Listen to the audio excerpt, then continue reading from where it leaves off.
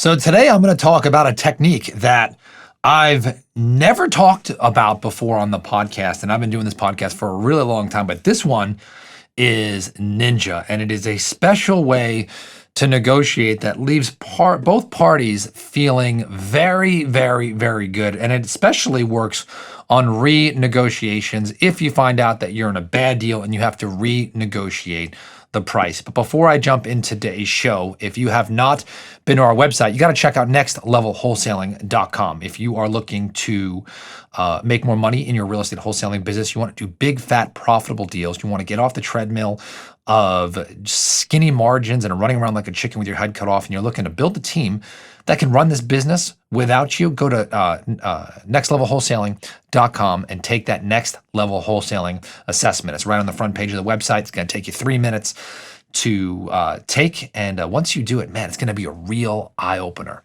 I'm telling you, you're absolutely going to love it. Nextlevelwholesaling.com. All right. So I'm going to talk about the slow renegotiation technique. So I actually had a joint venture partner bring me a real estate deal. And long story short, I helped him lock it up. And in terms of we came together the price, and then we realized some things about the property that we did not see initially, right? Whether or not the seller told us about them is debatable, right? But there was basically a miscommunication, and we had found out that there was a property that we needed to pay about $200,000 for, but we had initially agreed to $325,000. Now, I want to be very, very, very clear here. You do not want to enter into a negotiation. This is my view, with the idea that you're going to have to renegotiate this later. That's just crappy and a bad way to do business, and it's not a good way to build long-term relationships. So you want to negotiate this the right way up front. But sometimes you're in a deal and you'd still like to get the deal done, and hopefully the seller would too. And so you want to use this technique when you have to go back and renegotiate appropriately. So first thing that happened was our joint venture partner locked up the deal under contract, and he put $1,500 EMD for this property. Now, whether or not that was the right amount or not, that will be debatable, but the lower the better that you could put in your earnest money deposit. But in this case, it was $1,500. This gentleman is pretty successful, has done a lot of, listens to the podcast, and has bought some of our system and has made several very large checks. So I'm not worried about his $1,500. The issue is we called up the seller, and of course, initially he was very, very, very upset about the renegotiation. When we went back, said, hey, listen, we can't pay $325. We got to be at $200. And he was like, oh, and I was coaching, by the way, my joint venture partner through this. And he was just like, oh, I can't believe this. You know, you guys said you can get me $325 and yada, yada, yada. So here's what he did. So a lot of times in my early 20s, I would get defensive and I'd be like, oh, well, you didn't tell me X, Y, Z. And, that's why I need to be here. And I made it all about him. And I had told our joint venture partner, let's call him Luke. I said, Luke, here's what I want you to do. I want you to call him up, and I want you to take all the blame for us not being able to pay $325. Tell him that you overlooked something or the market or whatever this is, and it's not his fault, but you can't pay this, and you wish that you could, and you want to buy the property, but it's got to be the right price. But this, you misjudged it, okay? And then the seller might say he's going to keep your earnest money deposit.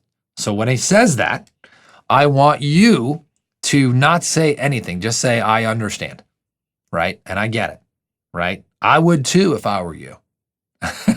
Now you're like, oh my gosh, I can't believe, Todd, you told him to keep the $1,500. Okay, slow down here, right, Matt? There's a reason why we call this the slow negotiation.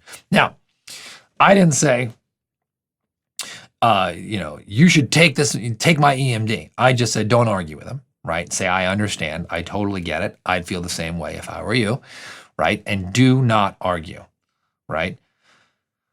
And I said, take all the blame. I said, if he says he wants to keep your EMD, don't argue with him. Just let him talk and say, I understand, and go from there. And then you want to list all the reasons why that you need this reduction to the purchase price. Now, of course, the seller is saying there's no way I could drop $125,000. There is no way. This is just too big of a gap.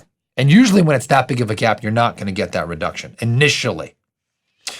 But tell him you understand and say, I just want to let you know here are the reasons why. A, B, C, D, E, F, G, H, I, J, K, L, M, N, P, right? Just list them. And just say, I wish I would have seen this beforehand, but this is where we're at.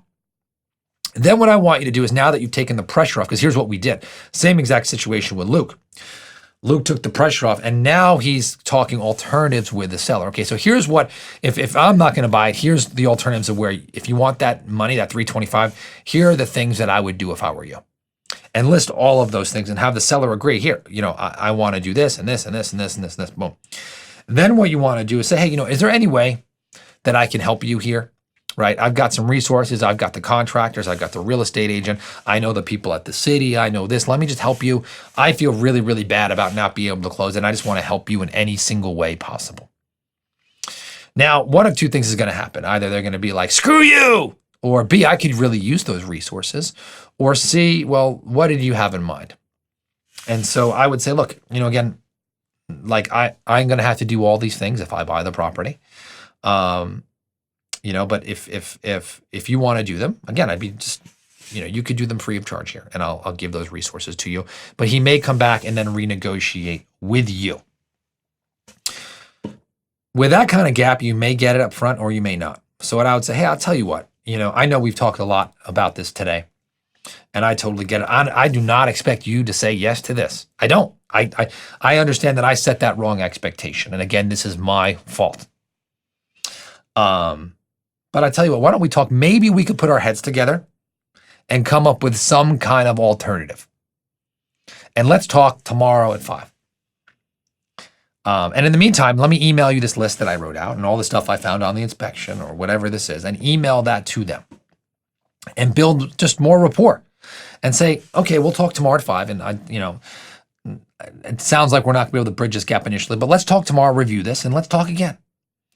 And you keep that rapport. Now, what's going to happen is the seller is going to soften up and realize if there's some issues with the property, and if you negotiated, hopefully, that that you negotiated a bad deal and that they need to come down on price. And so sometimes you got to give them a little time to cool off, but you made that commitment. So the same exact deal that we're going through, I have done this, and I would tell you that about 60% of the time, I've gotten the deal where I needed to do it. I'm working on one mobile home park right now where we initially negotiated a deal 2.5 years ago. We had the same conversation and we kept that rapport. I've helped him. And now we're in escrow to buy the property right now at some new terms. Same price, new terms. And it's going to work for me. It's going to work for him. It's going to be a win-win. We'll probably close here in about 30 days. This one we're going to wait to hear about hopefully tomorrow, and hopefully we can buy it. And I'll talk about it on the show. But where I'm going with this is not everything needs to be like bam, bam, bam, bam, bam, bam, bam, bam. You want to use commitments. You want to talk to people. You want rapport, but you want to be methodical here sometimes. So number 1, build rapport. Number 2, take all the blame when it comes to production. Do not cause an argument or conflict. Number 3, if they start going on about your EMD and how they're going to keep it, right? Be like, I totally get it. I understand. I would if I were you. And, I get it. If that's what it comes to, I understand, right? And by the way, if it's a lower amount, you can be like, you can have it. I totally get it. You keep it. Go out to dinner with your wife. Enjoy it. I'm a horrible human being. I totally get it. I'm so sorry. I can't believe I let you down, right? Make sure you list all the reasons why. Get an action plan from the seller on how they're going to handle the property moving forward, right? Future pace, because they don't do business with you, how they're going to do business. Offer to help them for free in any way you can. And then lastly, be ready to close if they're willing to come down back to reality. Okay, because this one with Luke's going to be a good deal. Hopefully this other part that I got is going to be great. But I got to tell you, sometimes these slow reductions, these slow renegotiations, they work. Okay, just make sure that you always set that next step to talk to the seller and that relationship. Build rapport, make a friend so that when they're ready, right, that you're the only person they want to do business with. The only person. So I hope you enjoyed today's show. I talk a lot about this in the No Limit Selling System, by the way. And if you haven't purchased it, you got to check it out, nolimitsalesystem.com.